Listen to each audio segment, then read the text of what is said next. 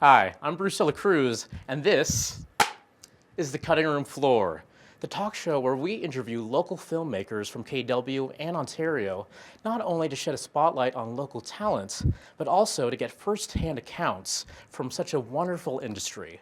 And today we have a very special guest with us, Daniel Mcleod. Thank you, Daniel, for coming on the show. Hey, thanks for having me, Bruce. And Daniel, can you tell us again what you do in this industry? In this industry, besides from being a filmmaker, I also run the Kitchener-Waterloo Film Festival.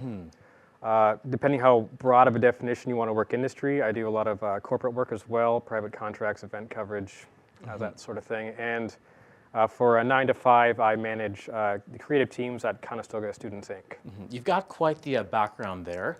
So why don't we start from the beginning? What made you want to enter into this industry?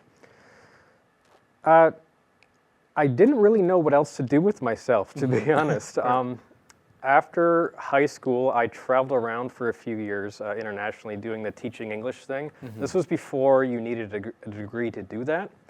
And when I came back, again, that didn't really qualify me for anything. So after doing a lot of manual labor jobs, I got a degree in philosophy. And then I got to philosophize about why I couldn't get a job with a philosophy degree. But my hobby had always been filmmaking. So at a certain point, I decided, well, why don't I turn this hobby and try and make a go of it, make a career? And I started my own business, just freelance at first. And then we grew to a bigger team from there. So what you're saying, Dan, is you didn't go to school for filmmaking or anything like that? Or you describe yourself as self-taught? Yes, self-taught would be the word. That's just what worked best for me. These were skills that I was just really interested in learning. When I was younger, I figured a filmmaker had to know how to do literally everything. I didn't really understand at the time like crew specialization, so I would just spend the time learning all the skills. I would learn lighting, or learn how to work a soundboard. I even volunteered at Rogers TV to learn what's live directing like. I just wanted to learn as much as I possibly could. And at that point, I didn't feel that it would be worth the time and the investment to go to film school when I could rely just from learning from other people. And we live in the age of YouTube, and if you want to learn how to do literally anything, it is out there if you put the work in. What are some of the advantages and disadvantages of being self-taught, do you think? Self-taught often means you're doing things by yourself, Right. and there's no one there to catch you when you make a mistake as it's happening. You usually don't find out you've done something wrong until you're in the editing room. So that is definitely a disadvantage. You also don't have the constant flow of ideas. When it's just yourself, you're your own sounding board. So what might be a really good idea in your head might not work out, or would work better with input from others. But it does also depend on your personality type. I'm fairly introverted, so I prefer to do things and learn by myself. Whereas if I was a more outgoing person, I think I would have benefited a lot more from film school. So it's really up to the individual. And so during your career, you've made a lot of corporate films, but you've also made some films on the side as a passion project, basically, right? Yeah, that's sort of how I've always gone about my passion work.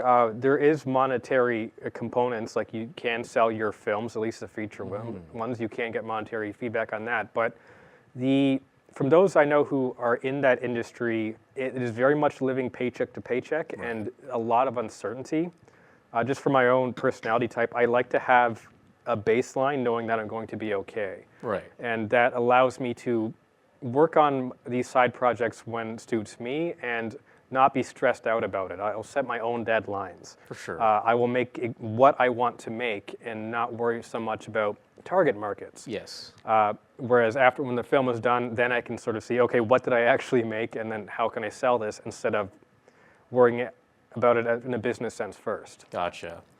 And I know, like, I've watched some of your filmography from your YouTube channel, Waffle Iron Maiden. Yes. And I'm just curious about the name, actually. I find it very amusing, very clever. Thank you. I don't remember how I came up with that. I wish I had more of a story, but I like Iron Maiden. Right. But I never really identified in the metal scene so much, so I thought it'd just be kind of funny. I like kind of playing with words, so Waffle Iron is very unintimidating. So I just you imagine like an Iron Maiden, but just for waffles. Yep, makes sense. So like that's kind of silly enough that encompasses me pretty well. Yeah, I mean, I feel like it also describes a good chunk of your filmography from that YouTube channel. Sure. Yeah, let's talk about a few of those films. Okay. Let's see. Let's talk about Hide and Seek, for example. Right. Yeah. Hide and Seek is a somewhat recent one. I think it's a year and a half old. I'm not sure. That's a good example of what I do in my spare time, which is just I kind of look around and I just make stuff by myself whenever I'm bored or squirrely or whatever, and I want to try something new. So that film was shot in my home office in the basement. I started making films in my parents' basement, and I still do so now, just in my own basement. Right. And I just kind of look around to see what I have and what I can do with it. So in this case, I just literally looked around and thought, oh, it'd be kind of spooky if like my face came alive in the TV, because when you see that your reflection, like in an old CRT, it can be a little off-putting. Yes. I've always had a thing with mirrors and reflections as being kind of creepy, so I just thought, well, let's go with that, and I shot that, and it was done in an evening, and it went over pretty well. I think like the nice thing about this industry is that when you try to limit yourself, people think that it's harder to do things, but sometimes you need to push those limits a little bit. And I feel like when you, like for example, when you're filming in your own basement, you're really pushing yourself creatively that way. I think people work best under limitations. That's where the best work comes from. I'm not overly interested in what people can do with a lot of money, because that's not where the fun sort of comes. That's not where the problem solving, the creativity really comes from. I don't want to sound elitist, but I don't watch a lot of blockbuster stuff just because I'm not interested. I want to see what people can do with very little, and you often get the best results. There was a film that came out I think a year or two ago called Skinamarink, and I know it was very divisive. It was a horror film. People either said it was boring or it really impacted them. I found it very effective, and that is basically one filmmaker, similar approach, in a house by himself, filming very little, but using editing and suspense to make a marketable product. Yeah. So I feel like as long as you know your audience, then you've got a good product at the end of the day. And let's talk a little bit more about your own filmography. Sure. I feel like a lot of them are horror films. Yes. And I myself, like, I can do horror. It's not my favorite, so I had a little bit of trouble getting through all of them just in preparation for this interview. But why horror for you specifically? Horror is something I've always been drawn to since I was a kid. I've always had an anxiety disorder, so I've always been anxious and fearful of life in general. Right. And for some reason, that would make me gravitate towards scary films. When I was a kid, I would watch Are You Afraid of the Dark or Goosebumps, and that would scare the hell out of me. But I would keep watching it anyway because I really liked the feeling of getting through it and overcoming it, and I would be, I guess, proud of myself that I was able to do that. Right.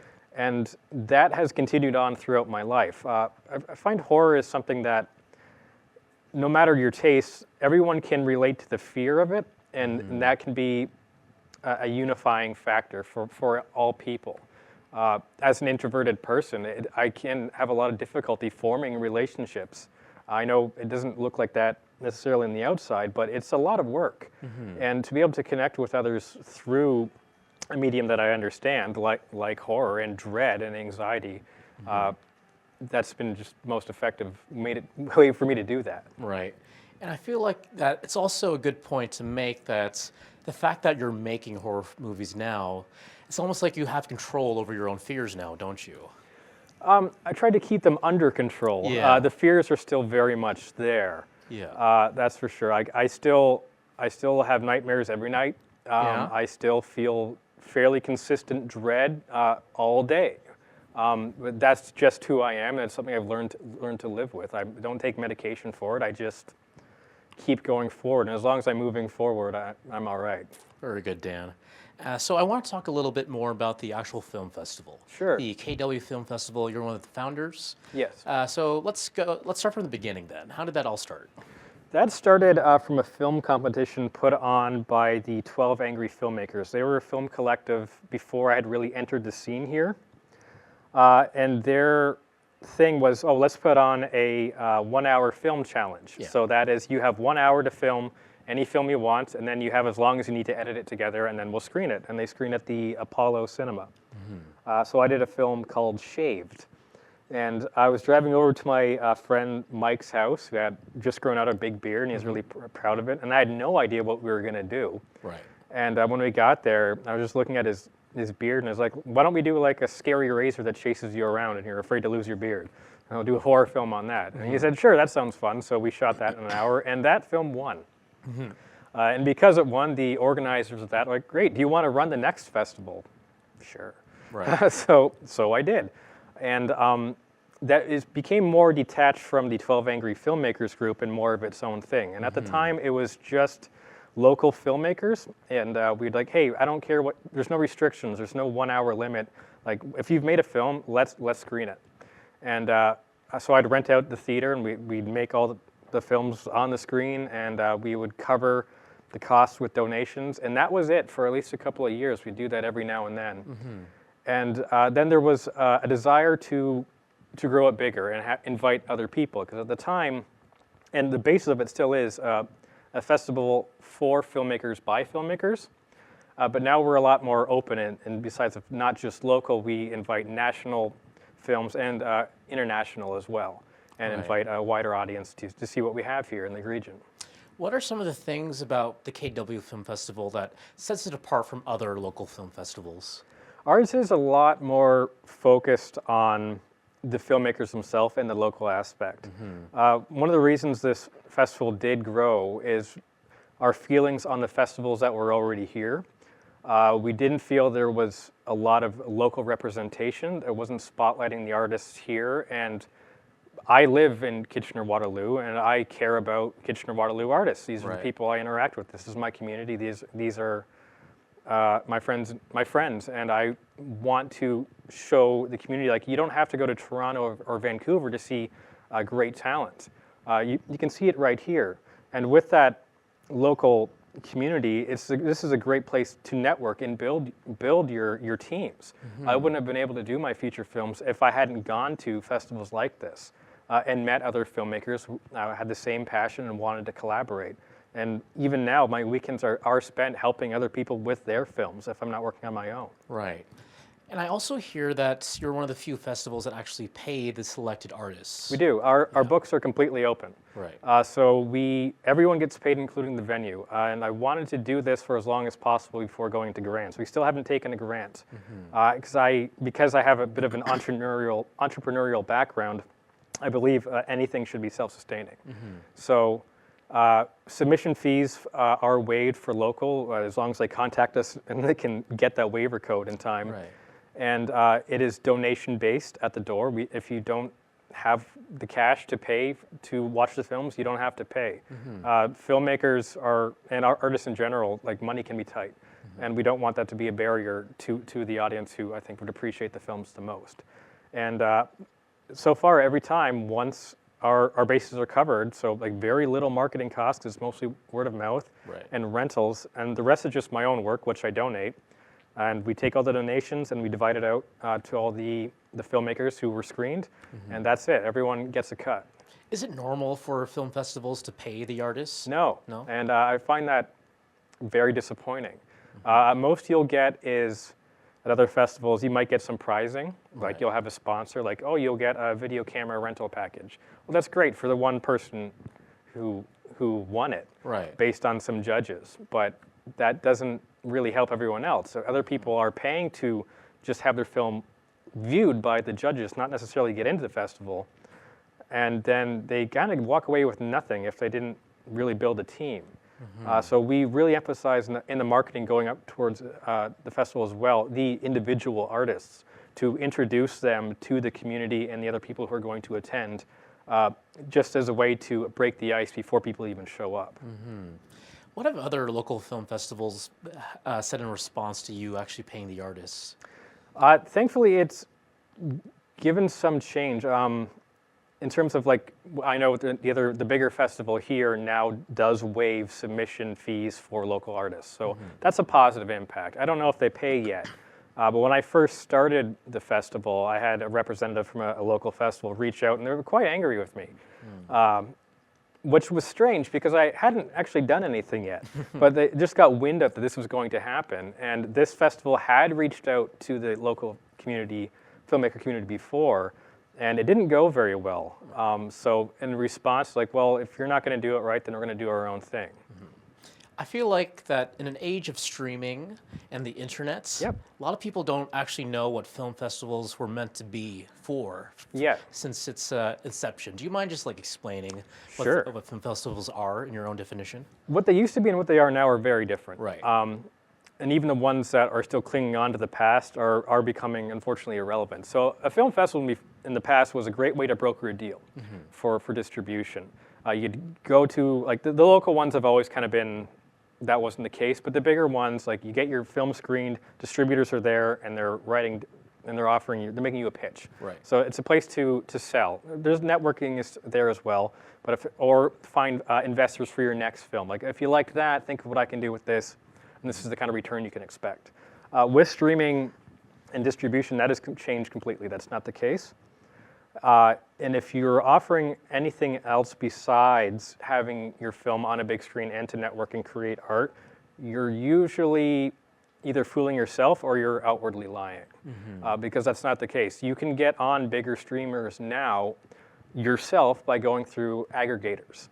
And most distributors end up using the same aggregators you could use yourself. Yeah. They might have a connection here or there, but it's not generally going to help you. And if you're looking for a financial backing and you're independent, like under $1,000 or even under $1 million budget, you're better off going your own route. Right. You yourself, I think you released one of your films, Regicide, on Tubi, correct? I've got 2 on there. 2 on there, okay. Yeah, I've got Regicide and Force Fury. Right, okay. I don't recommend watching Force Fury. All right, so yeah. Regicide's all right, though, depending if you're into horror. Yeah. And same with those. Those can be profitable films as long as you don't give it away and you go through the right aggregator. And if your marketing isn't terrible, you got a shot. For sure.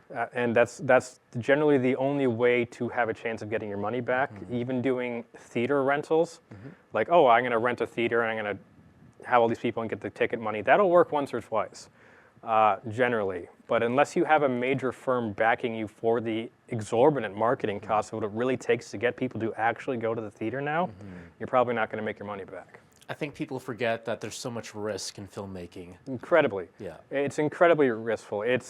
You're better off having a gambling addiction in many ways if you're trying to make a go of it.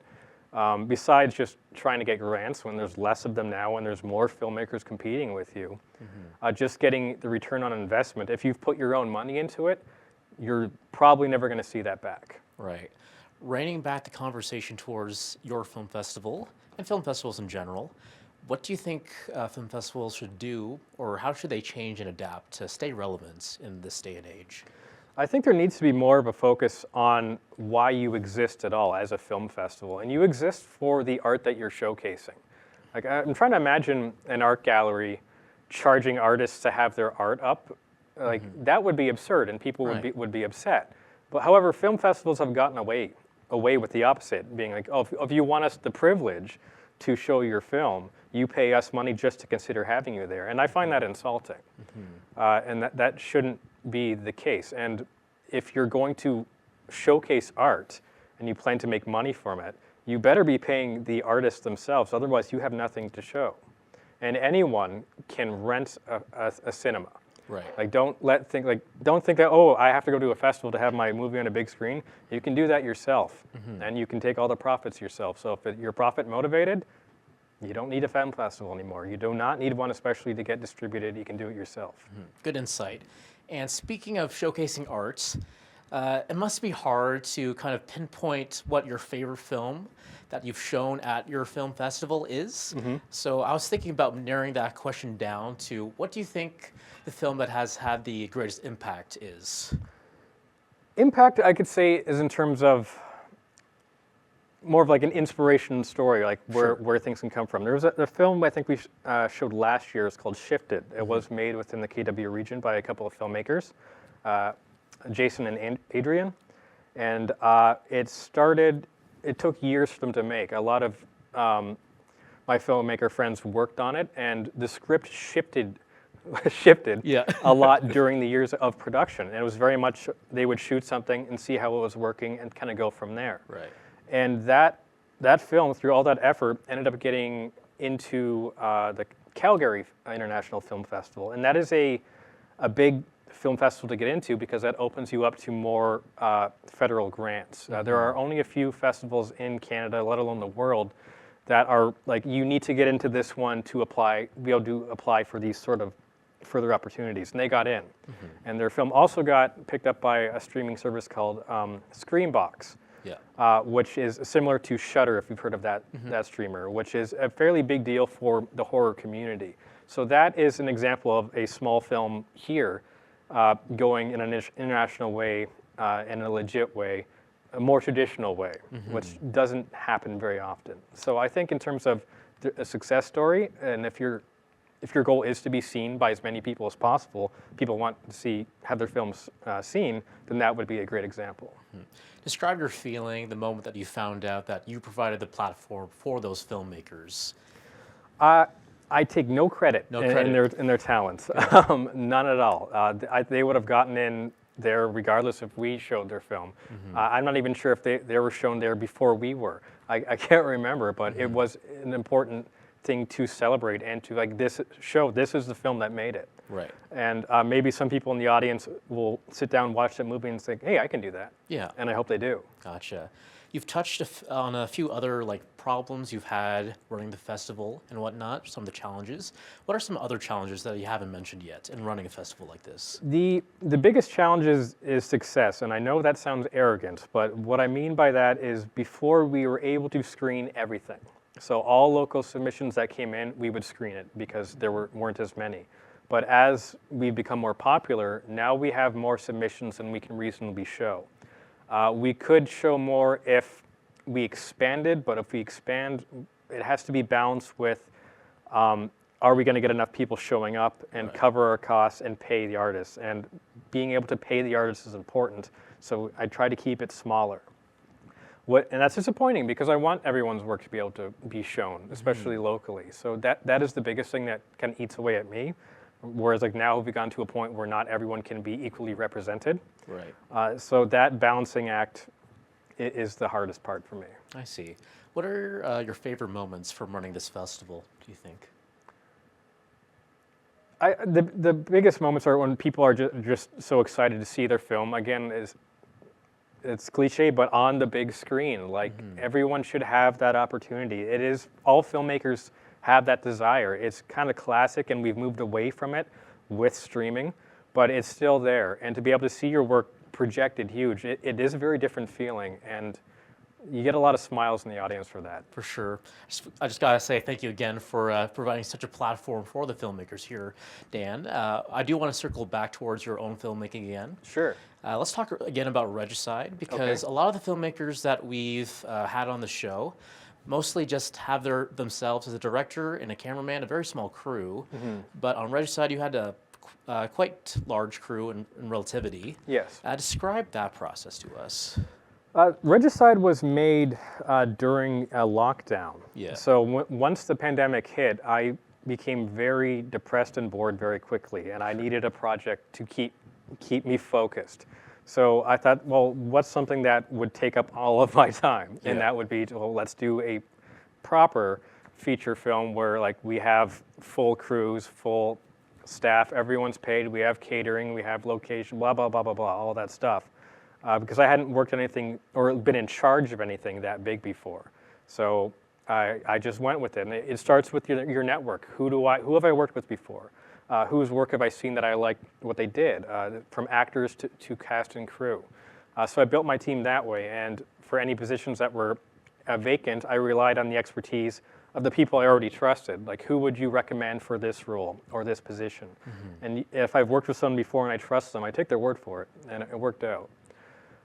So then it's just logistics. We had 9 straight days of shooting plus 1 day of rehearsals. Not everyone could be there for every day.